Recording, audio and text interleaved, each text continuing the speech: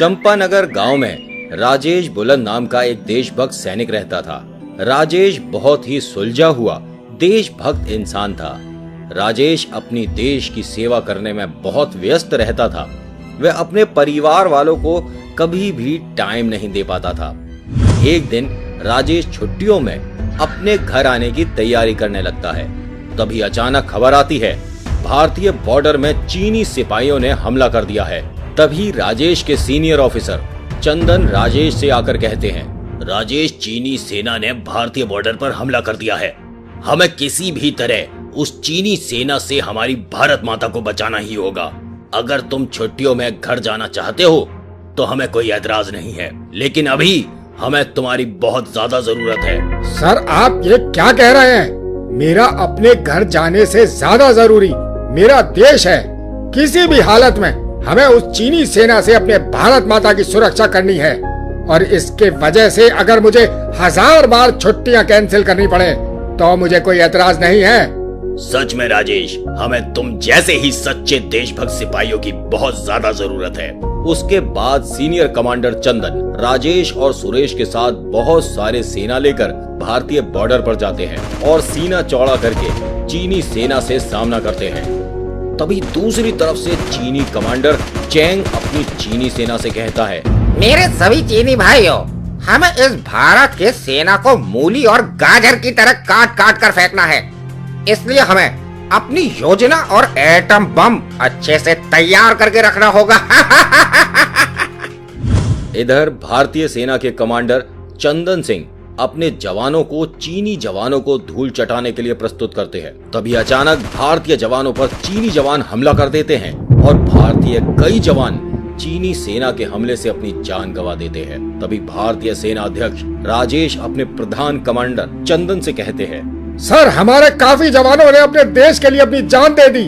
हम किसी भी हालत में उन चीनी जवानों को नहीं छोड़ेंगे। उन लोगों ने हमारी पीठ पर वार किया है। हमें उन कायरों को सबक सिखाना ही होगा। हम उनके सीने पर वार करेंगे। राजेश, तुम्हारी बात तो एकदम ठीक है, पर हमें योजना बनाकर उन पर हमला करना होगा। ऐसे ही अगर हम उन पर हमला कर देंगे तो बहुत बड़ी समस्या हो सकती है। हमें और भी ज्यादा नुकसान हो सकता है। चंदन ये कहकर राजेश की बात को टाल देते हैं और वहां से चले जाते हैं। राजेश को अपने सीनियर कमांडर का ऐसा व्यवहार बिल्कुल भी पसंद नहीं आता। तभी राजेश अपने मन ही मन सोचता है, हमें किसी भी हालत में हमारे देश को विदेशी देश के आक्रमण से बचाना होगा। अगर कमांडर की तरह मैं भी हाथ पर हाथ देकर बैठा रहा तो फिर भारत रह जाएगा, लेकिन एक भी भारतवासी नहीं बचेगा। राजेश ये कहकर अपना बंदूक लेकर जंगलों के रास्ते छुपते छुपाते चीनी अड्डे में पहुंच जाता है और वहां जाकर छुप के उन चीनी सेना के योजना का पता करने लगता है। तभी चीनी सेना हुडक राजेश को देख लेता है। राजेश भी हुडक को देख लेता है। तुम लोगों ने हमारे सेना पर हमला करके अपनी मौत को दावत दी है। अब देखो भारत का एक सिपाही तुम्हारा क्या हाल करता है। राजेश चीनी सिपाहियों के ऊपर गोली चलाता है। गोली लगने के साथ ही चीनी सिपाही की मौत हो जाती है। इससे कुछ ही समय के अंदर चारों ओर से चीनी सिपाही राजेश को घेर लेते हैं। राजेश सभी के ऊपर गोली चलाने लगता है और बहुत सारे चीनी सिपाही मारे जाते हैं। राजेश के बंदूक की गोली खत्म हो जाने पर कुछ चीनी सिपाही आकर राजेश को दबोच लेते हैं। क्यों रे नासपीटे बंदर जैसे शकल वाले भारतीय जासूस सेना, तू यहाँ जासूसी करने आया है? अब देख, हम सभी लोग मिलकर तेरा क्या हश्र करते हैं। हुडंग राजेश को अपने सेना कमांडर चैंग के पास ले जाता है। चीनी कमांडर चैंग भारतीय सेना को देखकर बहुत खुश हो जाता है और उससे कहने लगता है, अरे वाह, भारतीय सेना के जवान तो बिल्कुल भी अपनी जान की परवाह नहीं करते हैं। पर हमें क्या है, हम तो उन्हें धूल चटाने के लिए ही यहाँ आए हैं। इस सिपाही ने हमारे बहुत से जवानों को मारा है, लेकिन अभी हम इसकी जान नहीं लेंगे। पूरा इस भारतीय सेना से उनकी योजना के बारे में पता करो। हमें किसी भी हालत में भारत पर अपना कब्जा करना होगा। अरे वो नासपीटे छछुंदर मुहे इंसान, हम तेरे साथ ज्यादा समय बर्बाद नहीं कर सकते। जल्दी से तू अपने सेना के योजना बता। हम तो तुझे और तेरे सभी साथियों को मिट्टी में मिलाने ही आए हैं। तुम छोटे छोटे आंख वाले चाइनीज ज्यादा चुंग चांग मत कर और अपनी योजना पर ध्यान दे। तुम लोगों ने हम भारतीय सेना को क्या दलाल समझा है? हम सभी मर जाएंगे पर अपने भारत देश पर एक खरोच भी लगने नहीं देंगे। इसलिए हमारे देश को मिट्टी में मिलाने का सपना तुम लोगों का अधूरा ही रह जाएगा। हुडांग को राजेश की बात बिल्कुल भी अच्छी नहीं लगती। तभी हुडांग राजेश पर बहुत क्रोधित हो जाता है और गोलियों से उसके शरीर को छलनी कर देता है।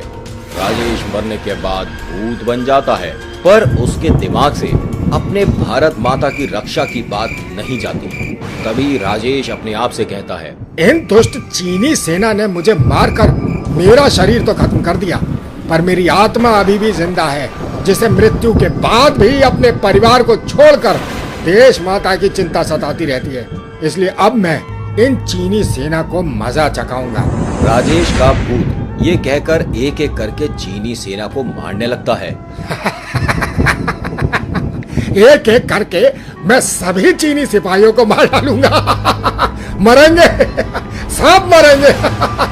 तभी हुडंग राजेश के भूत को देखकर बहुत डर जाता है और जोर जोर से चिल्लाने लगता है, अरे बाप रे मैया रे मैया, भारत में तो भूत भी आर्मी में काम करते हैं। अब मुझे इस भूत से कौन बचाएगा? अरे मैया रे कमांडर सर, मुझे बचाइए, ये भूत मेरे पीछे पड़ गया है। क्यों रे करम जले गधे के बच्चे, बहुत बड़ी बड़ी बातें कर रहा था और हमारे भारत देश को भी मिट्टी में मिलाने वाला था। क्या तुझे किसी काले कुत्ते ने काट लिया है जो ऐसी बहकी बहकी बातें कर रहा है? तुम्हारे चीन देश को हमने अपने अतिथि रूप में ग्रहण भी किया था, अब हम तुम्हें दुश्मन रूप में स्वीकार भी करते हैं। हमारे प्यार को हमारी कमजोरी समझने की गलती बिल्कुल भी ना करना। राजेश का भूत ये कहकर हुडांग को काट काट कर मार देता है। तभी चीनी कमांडर चैंग पेड़ के पीछे से ये सब कुछ देख रहा था। चीनी कमांडर भूतिया सैनिक देखकर बहुत डर जाता है और वहां से भागकर अपने दूसरे डेरे में चला जाता है। इधर राजेश का भूत एक एक करके चीनी सैनिकों को बहुत ही बेरहमी से मारता रहता है। आखिर में जब राजेश को चीनी कमांडर चैंग नहीं दिखता, राजेश का भूत समझ जाता है वह अपने दूसरे डेरे में भाग गया है। राजेश का भूत जंगलों के रास्ते से चीनी कमांडर का दूसरा डेरा ढूंढने लगता है। कुछ देर जाने के बाद उसे वह डेरा दिखाई देता है। राजेश का भूत वहां जाकर चीनी सैनिकों की तैयारी देखकर हक्का बक्का रह जाता है। ये चीनी सैनिक हमारे पूरे भारत को खत्म करने के लिए एटम बम बनाकर लाए हैं। इस बम के फटने से सच में हमारे देश को बहुत समस्या हो सकती है। राजेश का भूत बहुत देर तक उस एटम बम को देखकर सोचने लगता है, पर अपने देश को बचाने के लिए उसे कोई भी रास्ता दिखाई नहीं देता। जब आधी रात हो जाती है और सभी सैनिक अपने अपने टेंट में आराम करने लगते हैं, तभी राजेश का भूत एटम बम वाले टेंट के अंदर जाता है और वहां जाकर बम को बर्बाद करने की कोशिश करता है। तभी दूसरे टैंक से एक आदमी के चिल्लाने की आवाज आती है। राजेश का भूत जैसे ही उस टेंट के अंदर जाता है, वह देखता है भारतीय सेना सुरेश को चीनी सेना ने बंदी बना रखा है। सुरेश राजेश के भूत को देखकर पहचान जाता है और इसका ये हाल देखकर हक्का बक्का रह जाता है। भाई राजेश, तुम्हारा ये क्या हाल है? मुझे तो विश्वास ही नहीं हो रहा तुम्हारी मृत्यु हो गई है और तुम भूत बन चुके हो। पर ये कहते हुए मुझे बहुत गर्व हो रहा है कि तुम मरने के बाद भी अपने भारत माता की चिंता करना नहीं भूले। सच में तुम जैसे सैनिक के लिए पूरा भारत देश की तरफ से मेरा एक सैल्यूट है। सुरेश, सब कुछ ठीक तो है ना? तुम यहाँ क्या कर रहे हो? भाई राजेश, हमारे कमांडर चंदन सिंह देश के बारे में तो बहुत सोचते हैं, लेकिन कौन सा एक्शन कब लेना है वह ठीक से तय नहीं कर पाते। इसी वजह से हमारे कई जवान शहीद हो गए, पर हम इन चीनी सेना का कुछ नहीं कर पाए। इसी वजह से मैं तुम्हारी ही तरह इन लोगों का खात्मा करने आया था, पर इन छोटी छोटी आंखों वाले लोगों ने मुझे पकड़ ही लिया। सुरेश, मुझे भी तुम्हारी देशभक्ति देखकर बहुत गर्व हो रहा है, पर हमें अभी हमारे देश को बचाना है। पास के टेंट में चीनी सेना ने हमारे देश को खत्म करने के लिए बहुत बड़ा बम बनाया है। हमें किसी भी हालत में उस बम को नष्ट करना होगा, नहीं तो ये हमारे देश के लिए बहुत खतरनाक साबित हो सकता है। राजेश सुरेश मिलकर उस टेंट के अंदर जाते हैं और उस बम को नष्ट करने की कोशिश करने लगते हैं। तभी वहां पर चीनी कमांडर चैंग आ जाता है। क्यों रे भारतीय सेना के जासूस हो, हमारा बम नष्ट करने चला है, पर ये तुम लोगों के बस का नहीं है। चैंग जैसे ही राजेश का शक्ल देखता है वह बहुत डर जाता है और उसे हुनंग की मौत का हादसा याद आ जाता है और वह डर के मारे थर थर कांपने लगता है। तभी सुरेश चैंग को पकड़ लेता है और उसके शरीर में वह बम बांध देता है और राजेश का भूत उस चैंग को उड़ाकर ले जाकर समुद्र में फेंक देता है। बम समुद्र में गिरते ही बहुत जोर से एक धमाका होता है। चैंग की मौत हो जाती है। उसके बाद सुरेश सभी टेंट में आग लगा देता है और राजेश से कहता है, सच में भाई आज तेरी वजह से मैं तो क्या पूरा देश इतने बड़े खतरे से बचकर वापस लौटा है। सच में तेरी भूतिया बहादुरी के किस्से पूरे देश में सभी को मालूम होनी चाहिए। मैं देश की हर अखबारों में तेरी कहानी छापने की गुजारिश करूंगा। सुरेश, तुम यहाँ से जल्दी वापस चले जाओ और कमांडर से जाकर कहना हमें बहुत ही सोच समझकर जल्दी फैसला लेना चाहिए। हमारी एक गलती बहुत सारे इंसानों की मौत का कारण हो सकती है। अब मैं यहाँ से जाता हूँ दोस्त। मैं प्रार्थना करूंगा तुम्हारी आत्मा को शांति मिले। तुम हमारे देश का एक मिसाल हो। अलविदा दोस्त, किस्मत में रहा तो फिर मिलेंगे।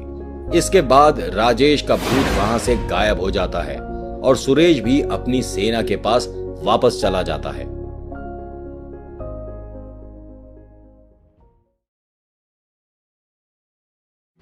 चंपानगर गांव के पास एक बहुत बड़ा जंगल था। जंगल के अंदर एक गुफा में बहुत ही डरावनी एक चुड़ैल रहती थी। एक दिन चुड़ैल अपने आप से कहती है, मैं एक सुंदर लड़की बनना चाहती हूँ और दुनिया की सारी बुरी शक्ति हासिल भी करना चाहती हूँ, पर मुझे सभी चुड़ैलों की रानी बनने के लिए गांव के सभी सुंदर बच्चों को अपने जाल में फंसाना होगा और सभी को एक संग इकट्ठा करके उन सभी की बलि देनी होगी। इन सभी को बलि देकर ही मैं अपना मकसद पूरा कर पाऊंगी, पर गांव के बच्चों को मैं कैसे अपने जाल में फंसाऊंगी? मुझे कोई ना कोई तो रास्ता निकालना ही होगा। चुड़ैल बच्चों को फंसाने के लिए तरकीब ढूंढने लगती है।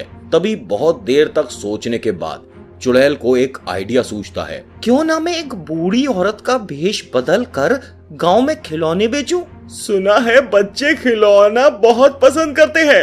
मुझे खिलौना बेचता देख सभी बच्चे एक एक करके मेरे पास आ जाएंगे। तभी मैं उन बच्चों को अपना शिकार बना लूंगी।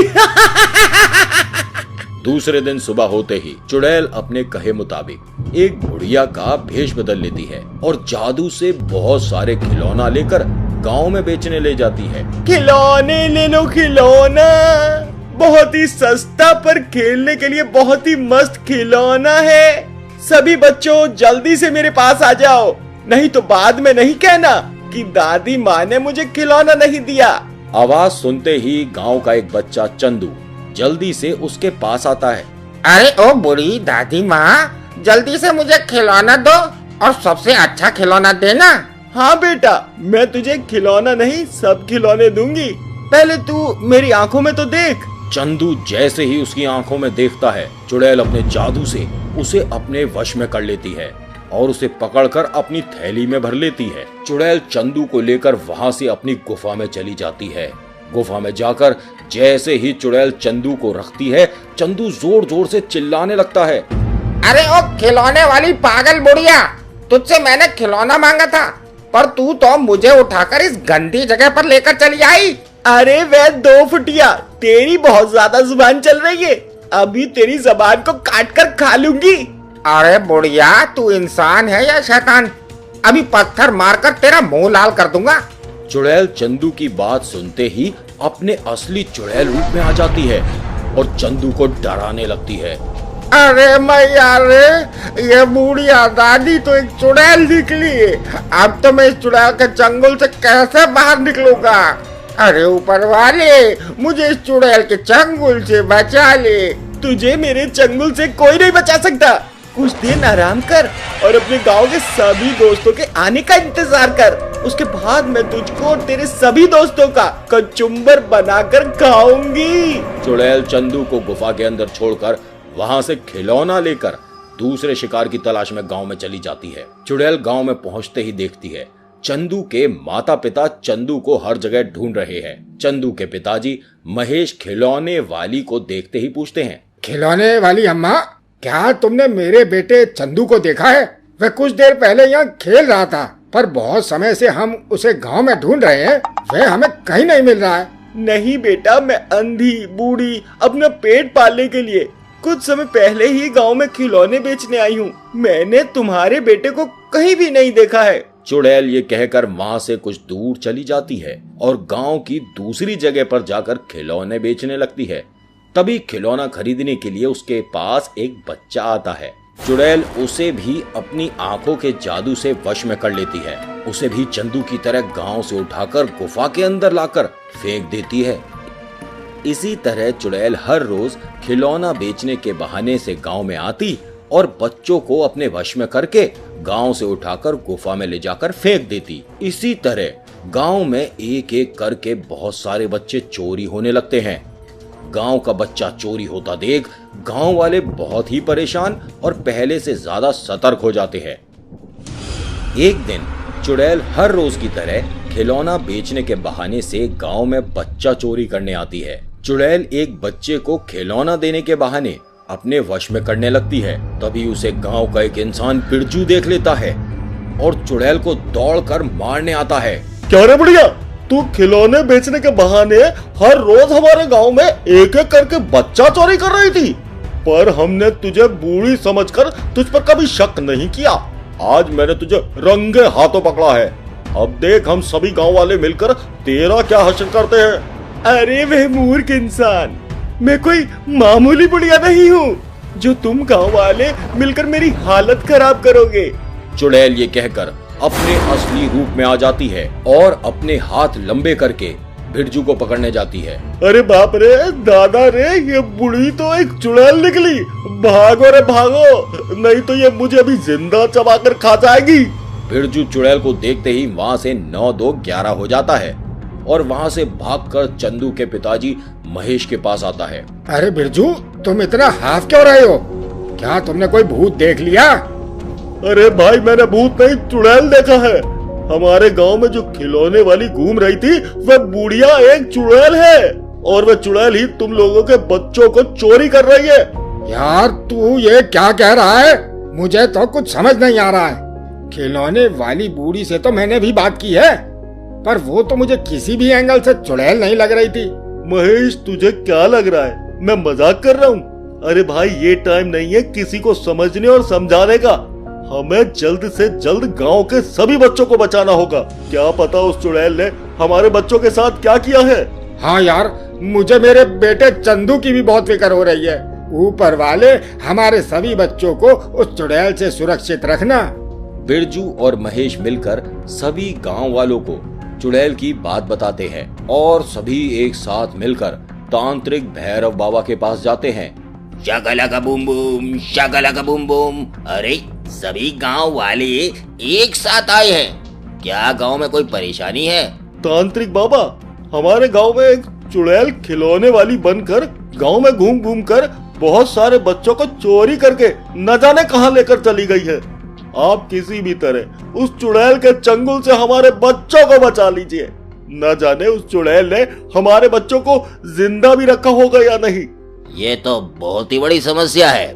क्या पता उस चुड़ैल ने तुम लोगों के बच्चों के साथ क्या किया है, पर दोबारा वह चुड़ैल गांव के एक भी बच्चे को कोई भी हानि नहीं पहुंचा पाएगी। आज उस चुड़ैल का आखिरी दिन है।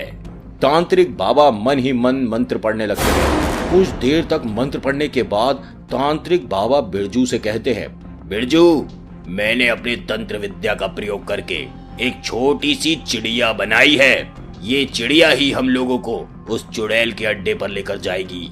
उसके बाद हम सभी लोगों को उस चुड़ैल से सामना करने के लिए तैयार रहना होगा। वह जादुई चिड़िया सभी को जंगल के रास्ते ले जाने लगती है। तांत्रिक बाबा और गांव वाले उस चिड़िया के पीछे पीछे ही जाने लगते हैं।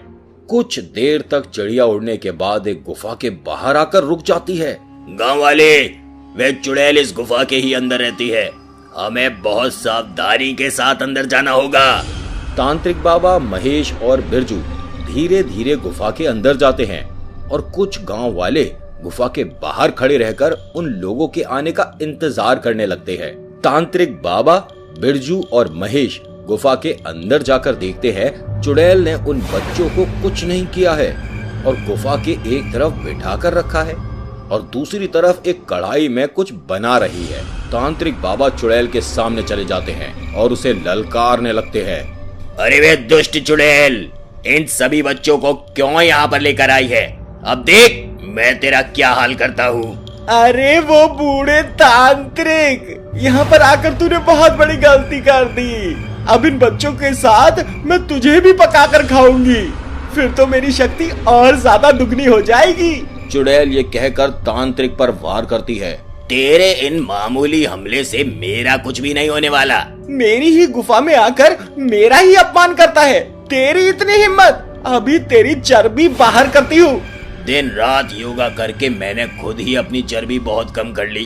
तू मेरा कुछ नहीं बिगाड़ सकती। रुक, तेरे लिए कुछ निकालता हूँ। तभी तांत्रिक भभूत निकालकर चुड़ैल के मुंह पर फेंकते हैं। ओम ह्रीम क्लीम कलमुई चुड़ैल की बर्बादी स्वाहा। भभूत चुड़ैल के मुंह पर गिरते ही वह तड़पने लगती है। तभी तांत्रिक बाबा चुड़ैल को जलती हुई गरम कढ़ाई में फेंक देते हैं। गरम कढ़ाई में गिरते ही चुड़ैल की तंदूरी बन जाती है और वह मर जाती है। उसके बाद सभी गांव वाले खुशी खुशी अपने बच्चों को लेकर घर वापस आ जाते हैं।